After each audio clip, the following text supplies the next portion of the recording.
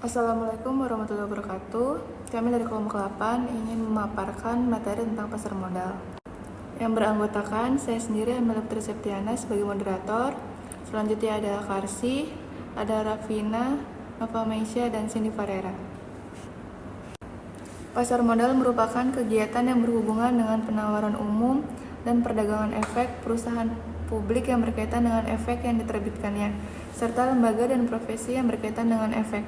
Pasar modal menyediakan berbagai alternatif bagi para investor selain alternatif investasi lainnya, seperti menabung di bank, membeli emas, asuransi tanah dan bangunan, dan sebagainya. Pasar modal bertindak sebagai penghubung. Pasar modal bertindak sebagai penghubung antara para investor dengan perusahaan ataupun institusi pemerintah melalui perdagangan instrumen melalui jangka panjang seperti obligasi, saham, dan lainnya. Selanjutnya ada fungsi pasar modal sebagai sarana penambah modal bagi usaha, sebagai sarana peningkatan kapasitas produksi, sebagai sarana penciptaan tenaga kerja, sebagai sarana peningkatan pendapatan negara, sebagai indikator perekonomian negara. Selanjutnya itu ada lembaga dan struktur pasar modal di Indonesia. Pasar modal di Indonesia terdiri atas lembaga-lembaga, yaitu yang pertama yaitu Otoritas Jasa Keuangan, didirikan pada tahun 2011 untuk menggantikan fungsi Badan Pengawas Pasar Modal sebagai pengawas seluruh aktivitas yang terjadi di pasar modal. Yang kedua yaitu Bursa Efek. Saat ini ada dua Bursa Efek Jakarta dan Bursa Efek Surabaya. Namun sejak akhir 2007, Bursa Efek Surabaya melebur ke Bursa Efek Jakarta sehingga menjadi Bursa Efek Indonesia. Yang ketiga yaitu perusahaan efek. Yang keempat yaitu lembaga clearing dan penjaminan. Saat ini dilakukan oleh PT Clearing Menjamin Efek Indonesia. Yang terakhir yaitu lembaga penyimpanan dan penyelesaian. Saat ini dilakukan oleh PT Kustodian Sentral Efek Indonesia. Selanjutnya ada ciri-ciri pasar modal. Produk yang diperjualbelikan adalah surat berharga, berfokus pada pemenuhan kebutuhan pendanaan jangka panjang. Nilai investasi bergantung pada ekspansi ekonomi. Jenis pasar modal. Yang pertama yaitu pasar perdana. Pasar perdana adalah jenis pasar modal di mana penawaran saham emiten dibuka untuk pertama kalinya sebelum dicatatkan pada Bursa Efek Indonesia. Yang kedua yaitu pasar sekunder. Pasar sekunder adalah jenis pasar modal yang memperjualbelikan saham yang telah melewati masa penawarannya di pasar perdana. Yang ketiga yaitu pasar ketiga. Pasar ketiga adalah capital market yang terdiri dari alternatif bursa untuk memperdagangkan saham. Yang keempat yaitu pasar adalah jenis pasar modal yang terdiri dari perdagangan efek antara pemegang saham atau aktivitas transfer saham bernilai pada besar antara pemegang saham. Selanjutnya yaitu para pelaku pasar modal. Yang pertama yaitu emiten adalah perusahaan yang menerbitkan saham atau obligasi tersebut. Yang kedua yaitu investor adalah pihak yang akan membeli atau menanamkan modal pada perusahaan yang memperdagangkan surat berharga.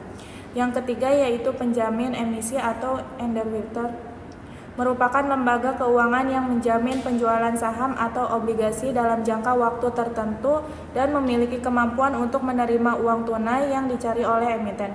Yang keempat yaitu agen penjual, yaitu pihak yang menjual efek dari perusahaan yang go public tanpa kontrak dengan emiten. Yang kelima yaitu pialang atau broker, yaitu perantara antara penjual dan pembeli dalam penjualan dan perolehan surat berharga. Instrumen investasi pasar modal. Yang pertama ada saham. Kepemilikan suatu perusahaan dibuktikan melalui saham. Pemegang saham perusahaan berhak atas dividen atau bagi hasil. Yang kedua ada reksadana. Reksadana adalah instrumen investasi yang bertindak sebagai tempat pengumpul dan pengelolaan dana investor. Dana tersebut selanjutnya dikelola oleh manajer investasi menjadi berbagai instrumen termasuk pasar uang, saham, obligasi, dan lainnya. Yang ketiga ada surat hutang atau obligasi. Jenis instrumen investasi pasar modal berikutnya adalah obligasi atau surat hutang. Surat hutang dapat dipindah tangankan dan pemegangnya berhak memperoleh bunga serta melunasi hutangnya dalam jangka waktu tertentu. Yang keempat ada Exchange Traded Fund atau ETF.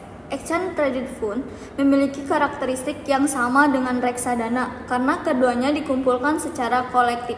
Meski demikian, ETF dapat dipertukarkan di bursa saham seperti halnya ekuitas.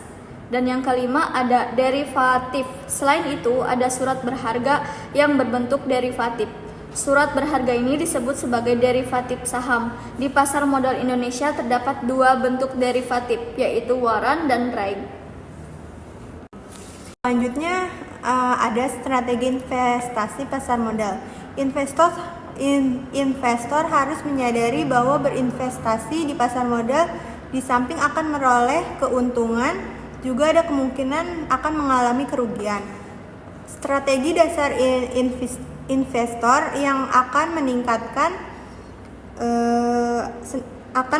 kinerja atau nilai portofolio investasi menjadi lebih baik adalah dengan senantiasa mengutip prinsip keep your alpha high and your beta low. Prinsip ini berarti bahwa investor akan selalu mempertimbangkan berapa tingkat resiko dan keuntungannya yang akan diperoleh. Keuntungan atau kerugian tersebut sangat dipengaruhi oleh kemampuan investor untuk menganalisis berbagai jenis saham, kemudian memilih beberapa saham sesuai dengan kemampuan dana. Saham yang dipilih dan dibeli tersebut merupakan portofolio. Selanjutnya, ada beberapa strategi yang dapat digunakan dalam melakukan investasi di bursa efek, khususnya dalam bentuk saham, antara lain sebagai berikut. Yang pertama, mengumpulkan beberapa jenis saham dalam suatu portofolio. Strategi ini dapat memperkecil resiko investasi karena resiko akan disebar ke berbagai jenis saham. Yang kedua, membeli di pasar perdana dan dijual setelah saham tersebut dicatatkan di bursa. Dan yang ketiga, beli dan simpan. Strategi ini dapat digunakan apabila investor memiliki keyakinan berdasarkan analisis bahwa perusahaan yang bersangkutan memiliki prospek untuk berkembang yang cukup pesat beberapa tahun mendatang, sehingga sahamnya diharapkan akan mengalami kenaikan yang cukup besar pada saat itu. Selanjutnya yang keempat yaitu memberi saham tidur. Saham tidur adalah saham yang jarang atau tidak pernah ada transaksi. Saham tidur ini bisa disebabkan karena jumlah saham yang dicatatkan selalu sedikit atau dikuasai oleh investor, institusi, dan pemilik saham lama. Dapat pula disebabkan karena kinerja perusahaan yang bersangkutan kurang baik atau prospek usahanya masih cerah, sehingga kurang mendapat perhatian pemodal. Yang kelima yaitu strategi berpindah dari saham yang satu ke saham yang lain. Investor yang memiliki strategi ini cenderung bersifat lebih spekulatif. Mereka akan cepat-cepat melepas saham-saham yang dipikirkan harganya akan mengalami penurunan. Selanjutnya akan mereview jurnal masing-masing.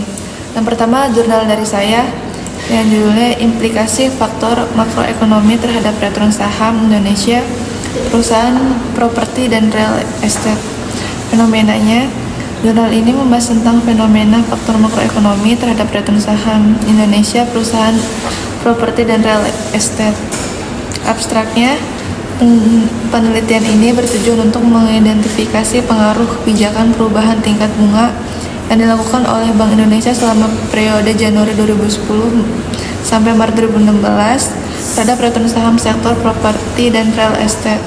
Tujuannya untuk membahas tentang faktor-faktor ekonomi di perusahaan real estate. Metode penelitian ini menggunakan metode kuantitatif dengan tingkat penjelasan asosiatif. Populasi yang digunakan adalah seluruh perusahaan properti dan real estate yang terdaftar di Bursa Efek Indonesia pada tahun Januari 2010 sampai Maret 2016. Kesimpulannya, penelitian ini bertujuan untuk mengidentifikasi pengaruh kebijakan perubahan tingkat bunga yang dilakukan oleh Bank Indonesia selama periode 2010 sampai 2016 terhadap return saham.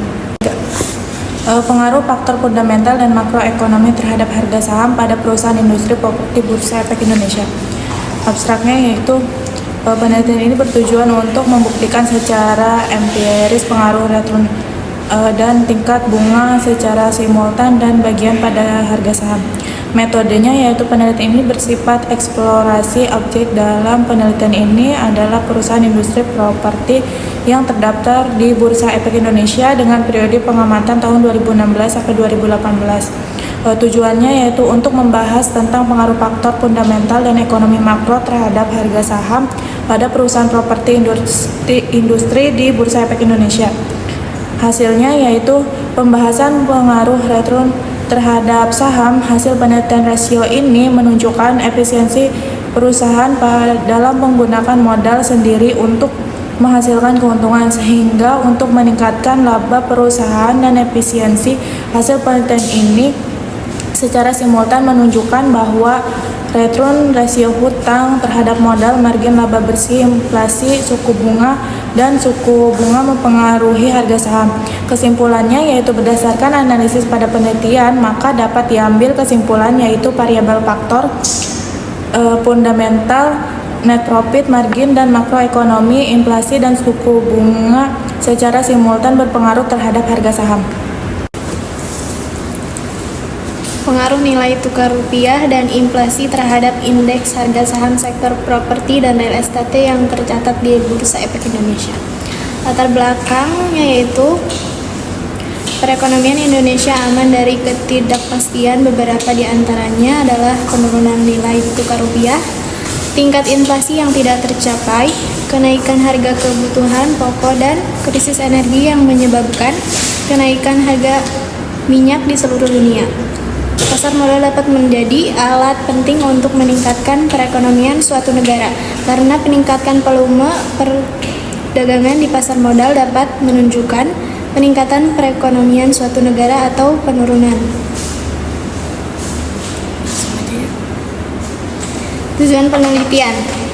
Tujuan penelitian dari penelitian ini adalah untuk memperoleh penjelasan ekspansi yang teruji mengenai hal sebagai berikut. Yang pertama itu nilai tukar rupiah dan inflasi terhadap indeks harga saham sektor properti dan real estate yang tercatat di Bursa Efek Indonesia tahun 2011 sampai 2013. Yang kedua yaitu nilai tukar rupiah terhadap indeks harga saham sektor properti dan real estate yang tercatat di Bursa Efek Indonesia tahun 2011 sampai 2013. Dan yang ketiga yaitu inflasi terhadap indeks suatu negara, karena peningkatan volume perdagangan di pasar modal dapat menunjukkan peningkatan perekonomian suatu negara atau penurunan. Tujuan penelitian. Tujuan penelitian dari penelitian ini adalah untuk memperoleh penjelasan ekspansi yang teruji mengenai hal sebagai berikut. Yang pertama itu nilai tukar rupiah dan inflasi terhadap indeks harga saham sektor properti dan real estate yang tercatat di Bursa Efek Indonesia tahun 2011 sampai 2013. Yang kedua yaitu nilai tukar rupiah terhadap indeks harga saham sektor properti dan real estate yang tercatat di Bursa Efek Indonesia tahun 2011 sampai 2013.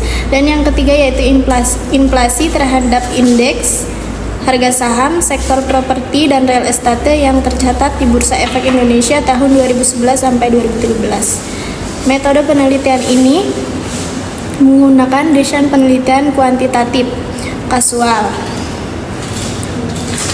Kelebihannya itu di Indonesia industri ini dianggap sangat penting karena merupakan indikator penting untuk menganalisis kesehatan ekonomi suatu negara. Selain itu, sektor pertama yang menunjukkan kemerosotan atau pemulihan ekonomi sebuah negara adalah sektor properti dan real estate. Hasil kekurangannya yaitu sektor ini sangat dipengaruhi oleh kondisi ekonomi makro yang memiliki hubungan dengan kinerja saham. beberapa kondisi makroekonomi yang dapat mempengaruhi harga saham termasuk inflasi, pendapatan nasional, jumlah uang yang beredar, dan suku bunga. Beberapa faktor fundamental ini dianggap dapat mempengaruhi ekspektasi investor. Hasil penelitian ini yaitu menunjukkan bahwa antara tahun 2011 dan 2013, inflasi berpengaruh negatif dan signifikan secara parsial pada indeks harga saham yang berkaitan dengan industri properti dan real estate di Bursa Efek Indonesia. Kesimpulannya yaitu bagi para investor dan pemain saham, peningkatan sektor properti dan real estate di Indonesia dapat memberikan gambaran tentang perekonomian negara tersebut. Jika pertumbuhan sektor ini berjalan dengan baik, maka perekonomian negara tersebut juga akan berjalan dengan baik. Ini kayaknya aku save dulu deh. Selanjutnya, jurnal dari saya yaitu analisis kinerja keuangan terhadap return saham perusahaan properti real and estate. Fenomenanya di sini jurnal tersebut mempelajari tentang faktor fundamental mempengaruhi return saham yang diantaranya ada kinerja keuangan. Fenomena yang harus dipelajari oleh analisis pasar modal dan investor. Latar belakang dari jurnal analisis kinerja keuangan terhadap return saham perusahaan properti dan real estate Indonesia adalah melakukan analisis terhadap kinerja perusahaan, maka investor dapat menilai prospek perusahaan di masa mendatang. Apabila kinerja keuangan dinilai baik, maka saham perusahaan tersebut akan diminati oleh perusahaan dan harga akan meningkat. Namun, jika kinerja perusahaan dinilai buruk, maka investor tidak akan mau berinvestasi di perusahaan tersebut. Abstrak. Penelitian ini bertujuan untuk menganalisis pengaruh price earning ratio, earning per share, and imbas hasil aset atas imbal hasil saham properti dan real estate yang tercatat di Bursa Indonesia. Menukarkan jenis penelitian ini ada deskripsi kuantitatif, yaitu metode dalam pengumpulan sampai dalam penelitian ini menggunakan metode purposive sampling. Metode penelitian ini menggunakan pendekatan kuantitatif. Dalam penelitian ini, populasi yang akan dipergunakan adalah semua perusahaan manufaktur di subsektor properti dan real estate yang terdaftar di Bursa Efek Indonesia. Tujuan penelitian ini bertujuan untuk membuktikan secara empiris apakah terdapat pengaruh langsung kinerja keuangan terhadap return saham. Dari hasilnya, berdasarkan sektor sepanjang tahun 2011 sampai 2017, sektor properti, real estate, dan konstruksi bangunan rata-rata mencatatkan imbas hasil terbaik sepanjang bulan Maret, yaitu 5,57%, disusul oleh sektor aneka industri sebesar 5,31%. Sementara itu, sektor dengan kinerja paling rendah selama bulan Maret adalah pertambangan 0,6% dan barang konsumsi 1,80%. Kesimpulannya, berdasarkan pada data yang telah dikumpulkan dan diuji yang dilakukan terhadap 10 sampel perusahaan dengan model regresi berganda, maka dapat disimpulkan bahwa price earning ratio secara parsial tidak berpengaruh signifikan terhadap return saham pada perusahaan subsektor. Earning per EPS and return on asset berpengaruh signifikan terhadap return saham pada perusahaan subsektor properti dan real estate yang terdaftar di BI. Price earning ratio, earning per share, dan return on asset secara bersama-sama berpengaruh signifikan terhadap return saham pada perusahaan subsektor properti dan real estate yang terdaftar di Bursa Efek Indonesia. Selanjutnya ada review jurnal dari saya, dari Karsi, yang berjudul Determinan Harga Saham Perusahaan Jasa Subsektor Properti dan Real Estate. Yang pertama ada fenomena. Jurnal tersebut mempelajari perkembangan saham syariah yang terus meningkat setiap tahun merupakan fenomena yang harus dipelajari oleh analisis pasar modal dan investor. Yang kedua itu ada abstrak. Tujuan dari penelitian ini adalah untuk mengevaluasi bagaimana harga saham perusahaan jasa dalam subsektor properti dan real estate yang terdaftar di Bursa Efek Indonesia dipengaruhi oleh turnover pekerja, rasio hutang ke ekuitas, dan pertumbuhan aset. Jumlah total 34 perusahaan termasuk dalam sampel penelitian karena metode pengambilan sampel purposive. Yang ketiga itu ada latar belakang. Penelitian ini berasal dari jurnal determinan harga saham perusahaan subsektor properti dan real estate dan bertujuan untuk menunjukkan bagaimana berbagai rasio keuangan dan nilai tambah berdampak pada harga saham perusahaan yang terdaftar di daftar efek syariah. Tujuan dari penelitian ini adalah untuk memahami perkembangan saham syariah yang terus meningkat tiap tahun. Yang keempat itu ada tujuan. Tujuan dari jurnal determinan harga saham perusahaan jasa subsektor properti dan real estate adalah menganalisis bagaimana turnover modal kerja, rasio hutang ke ekuitas dan pertumbuhan aset mempengaruhi harga saham perusahaan jasa subsektor properti di real estate. Dan yang kelima itu ada hasil uji statistik yang dilakukan terhadap variabel pertumbuhan aset, rasio hutang dan ekuitas berdasarkan